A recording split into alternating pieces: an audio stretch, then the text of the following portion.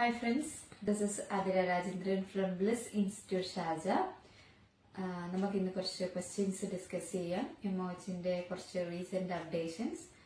അങ്ങനെ പറയുമ്പോൾ തന്നെ കുട്ടികൾക്ക് കുറച്ച് ഡൗട്ട് ഉണ്ടാവും. പുതിയ ക്വസ്റ്റ്യൻസ് വന്നോ, അപ്ഡേഷൻസ് വന്നോ, ക്വസ്റ്റ്യൻസ് ചേഞ്ച് ആയോ? എല്ലാ വർഷവും ഈ സെയിം കാര്യം ഞങ്ങൾ കേൾക്കുന്നതാണ്. ക്വസ്റ്റ്യൻസ് വന്നോ, പുതിയത് മാറിയോ, സെറ്റ് മാറിയോ, etcetera. But that is not change. Always ഒരു കോൺസ്റ്റന്റ് ആയിട്ടുള്ള കുറച്ച് ക്വസ്റ്റ്യൻസ് ഉണ്ട്. അത് തന്നെയാണ് അവർ ഫോളോ ചെയ്തത്. പിന്നെ എപ്പോഴും കുറച്ച് ചേഞ്ചസ്, അതായത് സെയിം ക്വസ്റ്റ്യൻസ് വരാതിരിക്കാൻ വേണ്ടിയിട്ട് 1, 2, 3 ക്വസ്റ്റ്യൻസ് അവരെപ്പോഴും ചേഞ്ച് ആക്കാറുണ്ട്. ആ ഒരു ചേഞ്ച് അല്ലാതെ ഇതുവരെ വേറെ അപ്ഡേഷൻസ് ഒന്നും എംഒഎച്ചിന് വന്നിട്ടില്ല. സെയിം നമ്മളിവിടെ കൊടുക്കുന്ന അതേ ക്വസ്റ്റ്യൻസ് തന്നെയാണ് ഫോളോ ചെയ്യേണ്ടത്. ലാസ്റ്റ് ടൈം നമ്മുടെ കാൻഡിഡേറ്റ്സ് എഴുതിയപ്പം 1-2 ക്വസ്റ്റ്യൻസിൽ ചെറിയ വേരിയേഷൻസ് വന്നിട്ടുണ്ട്. അപ്പം സിനാരിയോ ബേസ്ഡ് ക്വസ്റ്റ്യൻസ് യൂഷ്വലി നമുക്കറിയാവുന്നതുപോലെ രജിസ്റ്റേർഡ് നഴ്സസിനും പ്രാക്ടിക്കൽ നഴ്സസിനും സിനാരിയോ ബേസ്ഡ് ക്വസ്റ്റ്യൻസ് ഉണ്ടാവും. മൾട്ടിപ്പിൾ ചോയ്സ് ഓപ്ഷൻസ് ആണ് വരുന്നത്. അതിൽ നിന്ന് തന്നെ 100 ക്വസ്റ്റ്യനിൽ 85 മാർക്സ് ആണ് പാസിംഗ് സ്കോർ ആയിട്ട് വരിക. അപ്പം തിയറി ടോപ്പിക്സിലും അല്ലെങ്കിൽ നമ്മളിവിടെ ഫോളോ ചെയ്യുന്ന ഒന്നിലും ഒരു വ്യത്യാസങ്ങളും ഇല്ല. ക്വസ്റ്റ്യൻസ് 1-2 വേരിയേഷൻസ് വന്നത് നമുക്കിന്ന് ഡിസ്കസ് ചെയ്യാം. സ്പെഷ്യലി RN നഴ്സസിന്റെ ക്വസ്റ്റ്യൻ ആണ് ആ 1-2 വ്യത്യാസങ്ങൾ. അതിൽ ഒന്ന്, റീനൽ സിസ്റ്റത്തിൽ കുറച്ച് ബൂസ്റ്റപ്പ് വന്നിട്ടുണ്ട്. അതിന്റെ ക്വസ്റ്റ്യൻസ് സിനാരിയോ ബേസ് വന്നു. അതുപോലെ തന്നെ സെയിം എന്നും ചോദിച്ചുകൊണ്ടിരിക്കുന്ന റീനൽ ഫെയിലിയർ കുറച്ച് ഇമ്പോർട്ടന്റും അതിന്റെ ഡ്രഗ്സിനെ കുറിച്ചുള്ള ക്വസ്റ്റ്യൻസും ഡിസ്കസ്ഡ് ആണ്.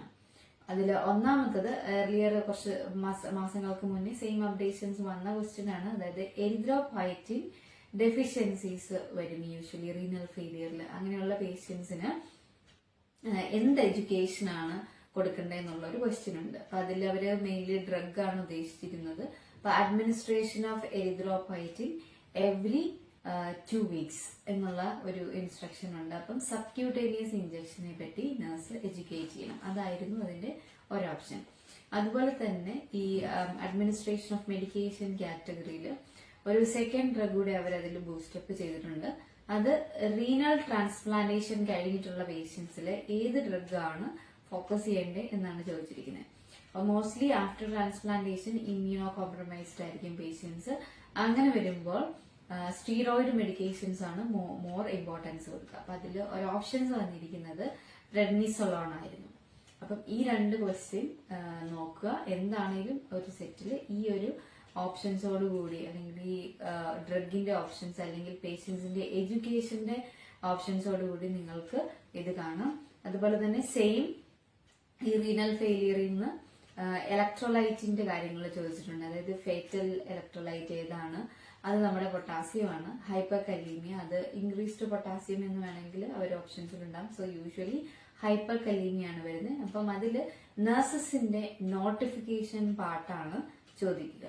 അപ്പം ഏത് എലമെന്റ് ഇൻക്രീസ് ചെയ്താൽ അല്ലെങ്കിൽ നഴ്സ് എന്ത് ചെയ്യണം, നെക്സ്റ്റ് ആക്ഷൻ എന്നുള്ള രീതിയിൽ പല രീതിയിൽ അവര് ക്വസ്റ്റ്യൻസ് ചോദിക്കുന്നുണ്ട്. അപ്പൊ അത് നമ്മൾ തിയറി നോളജ് ബേസ് ചെയ്ത് അതിനെ ഐഡന്റിഫൈ ചെയ്ത് പ്രോപ്പർ ആയിട്ടുള്ള ആൻസറിങ് ചെയ്യണം. സോ ഈ 3 ക്വസ്റ്റ്യൻസ് നിങ്ങൾ മനസ്സിൽ വെക്കുക, പഠിക്കുക.